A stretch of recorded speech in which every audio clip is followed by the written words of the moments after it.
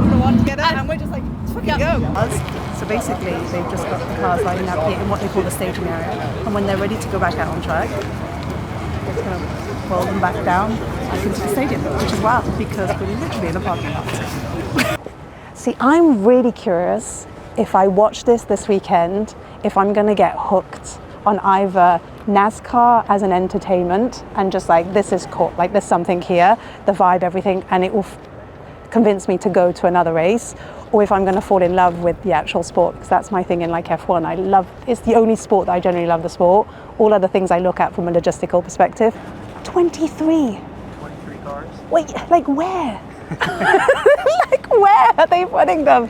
One of them hits the wall, one of them spins, one of them has an issue.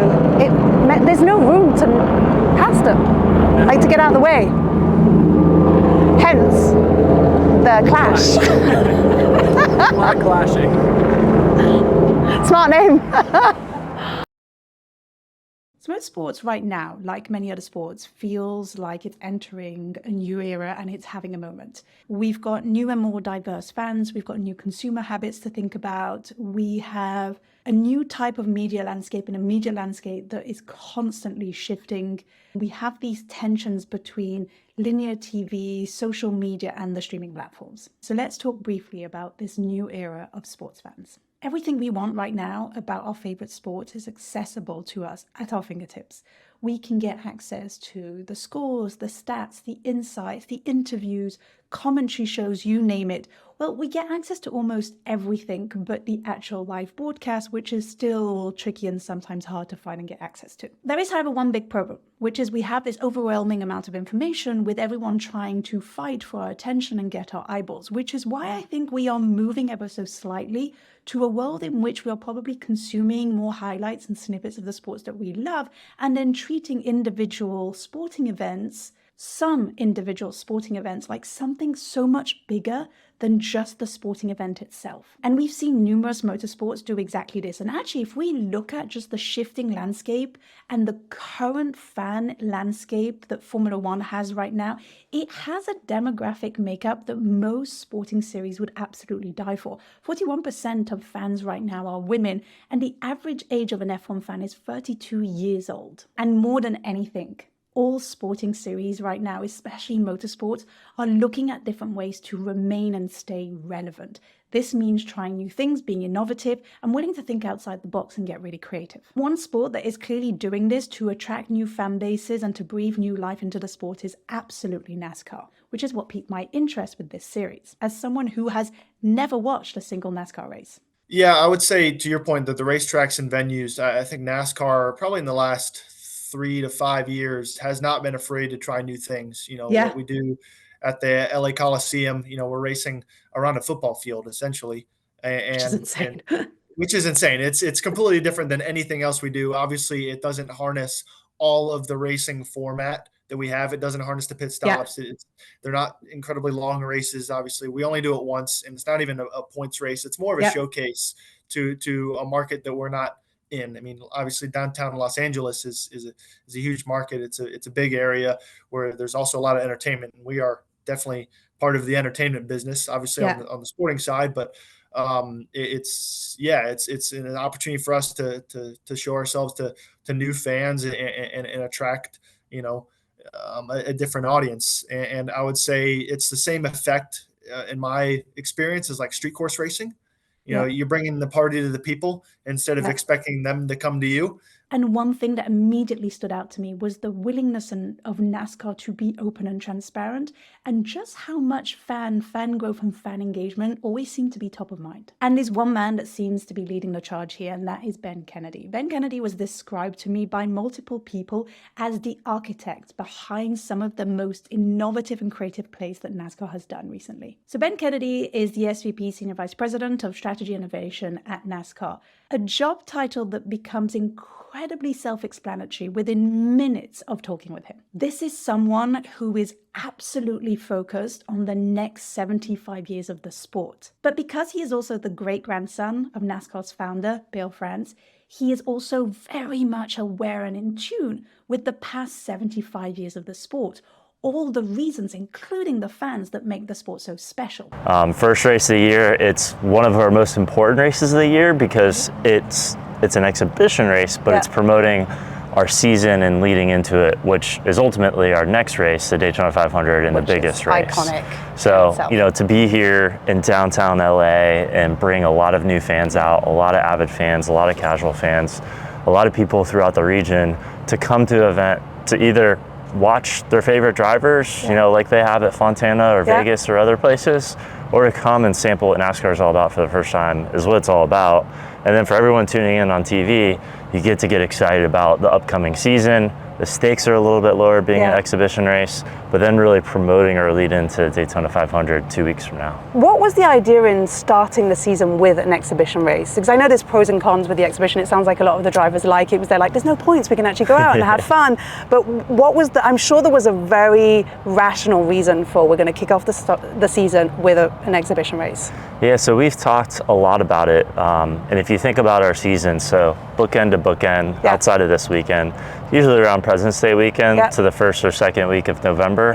And we run all the way almost straight through. So every single Sunday, and then we'll take 1 or 2 off weeks throughout the season, but it is February to November, and it's a long season. So, you know, we wanted to think about, you know, how do you still keep the pinnacle, which is the Daytona 500, as your lead-in in the first points race.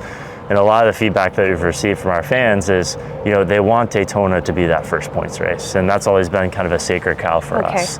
So we want to leave that as is, but having this clash that used to be at Daytona, you know, several years ago, kind of as the lead into it, it was always meant to lead in and promote the Daytona 500. Said, hey, this might be an opportunity for us to pluck it, move it to a different market, test out something new and different. And then ultimately came up with this concept here in LA. There were more questions and answers when we first tried to sell it in, at least internally for sure. And then, you know, I think as you think about it from a fan perspective, this is, you know, Daytona is always so iconic. And, you know, we want to continue to elevate the Daytona 500. It's always going to be our most important race of the season. But we had this event, it was on Saturday for a long time, it moved to Sunday, we eventually moved it to Tuesday before Daytona 500, moved it to the road course to try to make it a little bit new and different, and lost a little bit of its lure. So we decided, hey, this is an opportunity for us to really switch things up and do something a little bit different. You know, we're hearing the cars going out on track. Look at that for the first time. Might be a little noisy. Wow.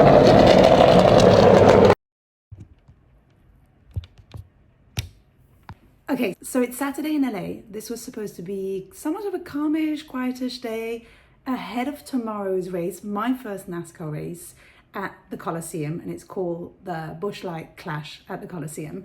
And I'm supposed to be spending the day getting my stuff together, thinking about the scripts, thinking about what I want to capture and the questions that I have. And then Jack sends me a text saying, what's our game plan? What's our plan B? What are we going to do? I thought I hadn't seen the email, but I haven't actually received the email from NASCAR telling us that the race has been moved forward from tomorrow to today. So moving it a full 24 hours earlier. So I'm somewhat in a rush and a panic now because we've both got to get all of our stuff together, make it all the way to the LA Coliseum, and basically just start shooting without really a game plan. But that doesn't matter because we pivot in life and we do things differently. Here's what's interesting though. NASCAR is a little different than Formula One in that normally they race on Sunday, and if they don't race on Sunday, they'll go racing on Monday. And if they don't race on Monday, they'll go racing on Tuesday. And if they don't go racing on Tuesday, they'll go racing on Wednesday. And if they still can't make it work by Wednesday, then they will put that race somewhere else on the calendar. But the Clash is a little different in that it's inside the Coliseum, so they've rented out the Coliseum. They also have to turn back the Coliseum into its original state because it's normally not a racetrack. So they need to be out by Sunday evening, and the LA Coliseum needs to look like it's supposed to look by Monday or Tuesday. So they can't just keep moving the races back. So instead they've had to move the race forward. And why have they moved the race forward, do you ask? Well, the weather forecasts have described that the weather conditions are going to be a bomb cyclone. Basically, it's going to rain a lot. And the infrastructure in LA is absolutely terrible when it comes to rain. But more specifically, also the LA Coliseum being this Coliseum, so like a big bowl, that will just keep and retain all of the rain. So you're coming with us.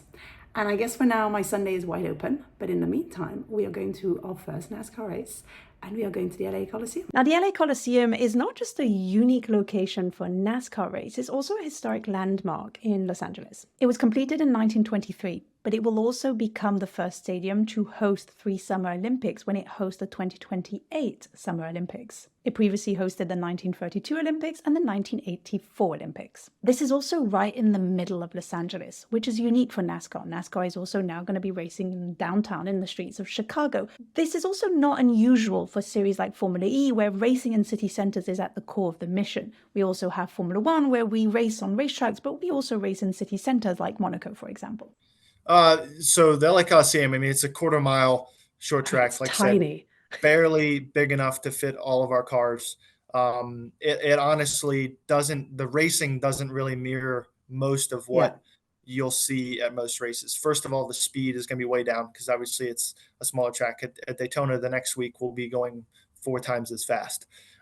So, and that's a lot of the sensory experience that you might miss. You'll get the sounds, you'll get, the extremes of, you'll get plenty of people hitting each other. I mean, at the LA Coliseum, further back in the pack, when you get the accordion effect and stacks, it's almost unavoidable sometimes to hit people. So you're probably going to get more vehicle to vehicle contact. It's going to look like a demolition derby, honestly, at some stages of the race than you'll probably get on most given weekends.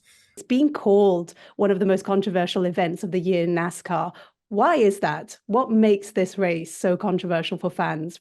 Pros and cons.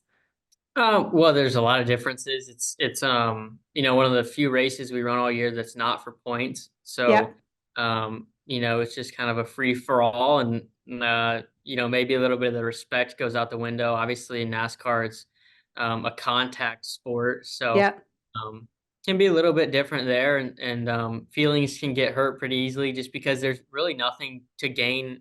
It's all to kind of lose. So threw it around. So we'll have a heat race, and the heat races will set the lineup for the main event. And then if you don't qualify in the heat race, you go to what we call a last chance race. Okay. So that's 75 laps on Sunday, and it's your last chance to make it into the big race. Yes. Got it. So it's pretty much everyone that's competing in that race, it's go or go home. So if you finish within a certain kind of bracket, you're going to continue to the main race on Sunday. If not, then you're going home. And we'll start 23 cars in the main event on Sunday. And when you say they go home, do they generally just actually go home, or do they stick around and watch their peers? Some of them will stay. Most of them will actually, they'll try to get away. And I can tell you as a driver, it's so painful seeing everyone else on the racetrack and not being there and a part of it. So I honestly had to remove myself. I had to go somewhere else, and then I watched it on TV. Yeah, no, this is nuts, and this is completely unlike a normal NASCAR race. The infield you see right here is not a normal infield. It only has the necessities. This is different. Very. Normally you have a pit road, pit boxes, pit crews, everything. That's why everyone has been telling me this, because the story I have in mind is good for this one, and they're like, you got to come back, you got to see the pit stops, you got to see the proper pit road. Also, if you wreck, you can't exit. So if something happens to your car, like say something happens on the first lap, you have to pull into the infield and watch it from the infield because you can't leave. But yeah, I mean, like, this is completely unlike anything else. There's no way they could have done this any other time. And so the fact that they moved this up, instead of canceling it, like, because monetarily it would be pretty much the same to cancel it. This is a free day. It's free. So what does the future of NASCAR look like? What should we expect? This was one of the questions that I kept asking everyone during my race weekend in LA.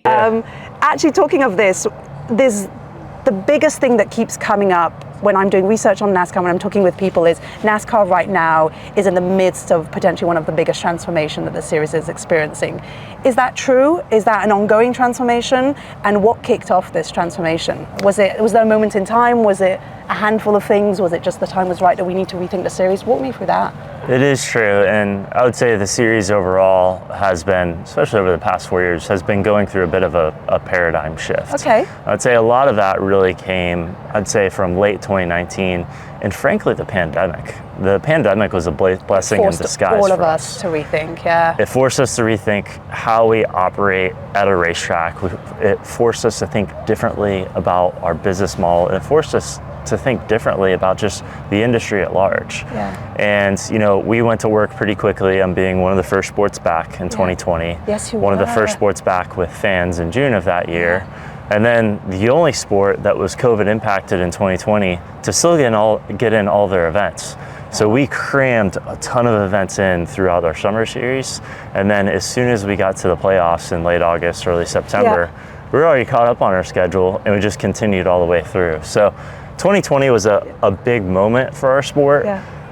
But I think that has perpetuated over the past couple of years with things like our 7th generation next gen car, which is going to be competing on Sunday. Is this the first time that generation of cars is going out on track and racing, or is this happening? So this will be the third year. It's the third year, okay. So we started, our next gen car debuted for the first time in 2022, actually at this track. So first time we had this race here, first time with the next gen car. Amazing. So there are a lot of narratives and a lot of storylines coming into this weekend. Gotcha. Yeah. From a transformation perspective, you know, from a technical side, NASCAR underwent a massive change with the introduction of the next gen car. Basically, you know, a spec chassis, spec parts. You know, the difference between each team, each driver is the setup that you put in the car and the engine and the obviously the aero kit that comes with each manufacturer. So obviously Ford Mustang looks like a Mustang, a Chevy Camaro looks like a Chevy Camaro, and a Toyota Camry looks like a Toyota Camry. So in the past, you know, teams would build their own cars, build their own suspension parts. I'd have specialized cars for small short tracks to big super speedways to road courses to downforce intermediate tracks to low drag intermediate tracks. Like you would have almost 14 different cars for each driver. Like the tech big transformation that's happened in the last 3 years. What else has shifted? So you have that, you know, obviously the pandemic. I would say, you know, schedule variation in general has been a kind of big focus for us. So whether it's coming to places like LA, you know, having a street race in downtown Chicago, a large metro area, Nashville, Circuit of the Americas, Worldwide Technology Raceway, a handful of new venues that we've added to the schedule. There is a lot of variety, and it's, you know, some of these new events are untraditional, and that's slightly by design, frankly. You know, you're going to have tracks that are iconic like Daytona and Talladega. You're going to have tracks that speak to the legacy of the sport, like Darlington, the Coke 600 on Charlotte weekend. And then, you know, as we got to the late 90s and early 2000s, we started to expand to the West Coast. So we added places like Las Vegas and Phoenix and Southern California to the schedule. Which on top of that, we now do have a street course on the schedule with downtown Chicago. That was a great addition to the schedule. I think that's just going to be bigger and bigger each time that we go. And obviously that's in the season, harnesses everything that is a NASCAR race. And what's impressive to me about that event is that most of the street courses that I've raced on in my career and other forms of racing, they're like in the city, but it's not like, you know, in the middle of like the most touristy, busiest roads. Like they're not shutting down the main roads for a race. I mean, come on. No. When NASCAR shows up to Chicago, we shut down 3 of the biggest roads in Chicago and put ourselves right in the middle of the most touristy destination in the city. And it was fantastic. And on top of that, we've tried racing on dirt, you know, covering one of our most historic racetracks in dirt, and let alone the versatility of tracks that already exist on the schedule. You know, when you race for 38 weeks out of the year, you have to have a reason other than the same old thing for the fans to tune in every week. And we have a different type of racetrack, different discipline, different strategy every single week on the variety of different racetracks we go to. I mean, yes, most of them are ovals, but they are so different in character for how they race and the product that you're going to see and the style of racing that you're going to watch, that every week a NASCAR fan has something new to tune into. Yeah, so I think it's a little bit of everything. So if you think about, you know, this event, you know, in the LA Coliseum in particular.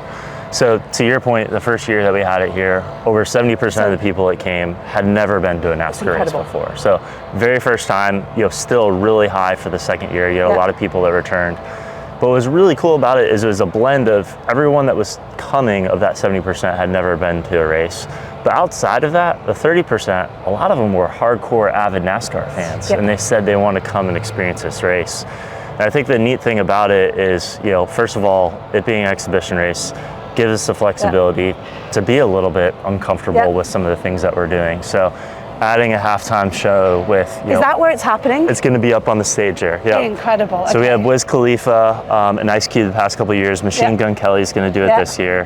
For us, we want a moment in time where you're not going to have a full-fledged pit stop, but the cars could still come down. You know, teams could tweak on it, they could tune on it, and we'd have a break in action. And we said, if we're going to have this natural break, 75 laps, you know, through the event, let's find a way to still keep people interested and entertained, instead of just playing music through the PA or you know, having someone kind of come over the radio. We said, hey, let's see if we could test, you know, a halftime concert and see how that does. You're offering more and more. Do you find that the fans are expecting more from you as a race series in terms of what's on offer, the amenities on site, what to expect? You know, as a content creator myself, I always go to these venues and the internet is terrible and I can't, and you know, you have people saying, why are you posting? I was like, there's no internet connection. But also, I'm thinking more broad, like these are big, you're putting on big shows. So have you found that as you offer more, the fans have also expected more from you, and it feels like you're constantly leveling up the playing field? It does a little bit, and we collect as much fan feedback as we can after the race. So after, you know, someone comes here on Sunday and they attend the race, there'll be a handful of people that will get a survey, fill out all of these things, and you know, to your point, connectivity is a large part of the fan experience everywhere. For people. And frankly, we want it too, because if you're coming to the race and you can't communicate with your friend, or you can't call a family member, or you can't post about it. I was going to say, the word of mouth, this is the moment. The word of mouth is a massive missed opportunity for us. So, you know, connectivity has been a big focus of ours. We're starting to roll that out among all of our racetracks. And then just, you know, continuing to enhance the overall fan experience, whether it's, you know, the midway and the activation areas as people are coming in, the pre-race show, the concert, how we're thinking about, you know, the audio during the races and during caution flags, trying to enhance that event experience to make it, you know, as compelling as we possibly can. Yeah, I would say off track, that's what makes my job, you know, fairly exciting, is because I get a different fan base everywhere that we go. You know, because America is a big country, and you're going to get different people in Daytona Beach, Florida, than you're going to get in New Hampshire. And you're going to get different people in Kansas than you're going to get in Bristol, Tennessee. And you're going to get different people in Los Angeles than you're going to get in Talladega, Alabama. So, you know, the type of product and the fan experience is going to need to be different for all those things. And that's obviously what each individual track goes ahead and tackles. But for the traveling circus, you know, we have a different environment, you know, off track every week as well.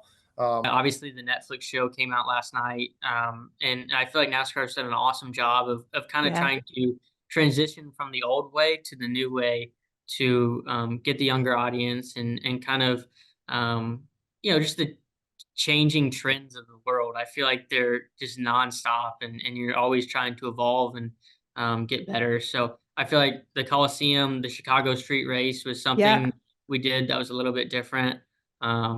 And I feel like it's brought a lot to the sport. So, you know, I feel like we're still also, though, like we went to North Wilkesboro, which was a track that, you know, is an older track that was closed down, and we brought that back to life, maybe for the older fans. So I think NASCAR does an awesome job of kind of making all the decisions pretty equal and you know, tailoring to the new fan while also keeping the old fans happy. So you're never going to win every battle, right? Nope. I mean, there's always going to be so many people frustrated and things like that. But definitely how we've expanded and grown over the past few years has been cool to see.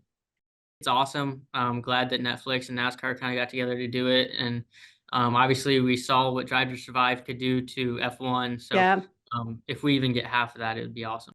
Got a lot of feedback from our fans that said, hey, I want to come to the heat races. I want to come and experience it. That was a core part of Sunday. So we used to have it on Sunday and moved it to Saturday. And after we got the feedback, we said, let's find a way to somehow open this up on Saturday for the fans. And for the first time, we're going to open it for free. So people will be able to come out. It's ideas like that we get from our fans that are really important. And we have a lot of ideas internally. For us, it's a matter of how do we prioritize and kind of stack rank those different projects and initiatives. And the rollout in the most strategic exactly. way. Yeah. And which ones are really going to move the needle for the sport going forward. So yeah, I'd say for us, obviously, the racing product is imperative. Yeah. Schedule variation is important to us. Driver star power, really creating big brands and big names of the people that are behind the wheel is important. I imagine to the us. sponsors come with the star power as well, like who you're bringing into the fold. And maybe one last question. What does the future of NASCAR look like? That is a great question. So this is our 76th year. Yeah. Last year was 75, so we're always talking about what is our next 75 going to be. It's tough to pinpoint it because of how quickly the world is changing, frankly. We used to plan 10 years ahead, then it was 5 years, and now it's like 6 months. Yes. We have 6 months. We have 6 months. We'll do 6 months. Because who knows where we'll be and what the world would look like. I think for us, it's really focusing on our brand relevance as a sport. It's focused on the event experience, whether you're at the track, you're at home and watching TV, or you're remote and connecting through social or digital. And then, again, where we race, and whether that's domestically or internationally at some point. We've talked a lot about, hey, do we eventually take some of our Cup Series abroad? We've never had a Cup points-paying event outside the United States. It's a big opportunity for us. Yeah, So we've had some exhibition races, so we've been to Japan, we've been to Australia before, but an opportunity to bring an actual points-paying Cup event outside the United States is something we've talked a lot about. And I guess that global growth makes sense at a time when you're talking about the relevancy of this series, and also in the world, the digital, social, and global world that we're in now. I myself, I'm not American, and I never in a million years think I'd be attending a NASCAR race, and hopefully this is the first of many. Yes. But I imagine there's many people abroad who are going to start seeing via social, via word of mouth, this thing, and they're like, I want this to be in my city. So I think it's interesting when you talk about the relevancy of the sport, looking at it at a global level is quite interesting. I never thought about it. For me, NASCAR is American. It is, It's not a global thing, but there's a potential that maybe that's your next 75-year milestone. Be, yeah. And little known fact is we actually have NASCAR sanctioned events in about 10 different countries. I did not know that. So okay. You have the U.S. series, Cup, the NASCAR Xfinity Series, and NASCAR Craftsman Truck Series, which are our biggest national series. But then we have series in Mexico, Canada, Europe, and now Brazil too. So we have racing kind of all over the world. Those are more grassroots kind of regional series. But the feedback and the perception that we get from those fans, I went to Brands Hatch last year, there were 40,000 people that came out to a NASCAR race in Brands Hatch. Completely unexpected.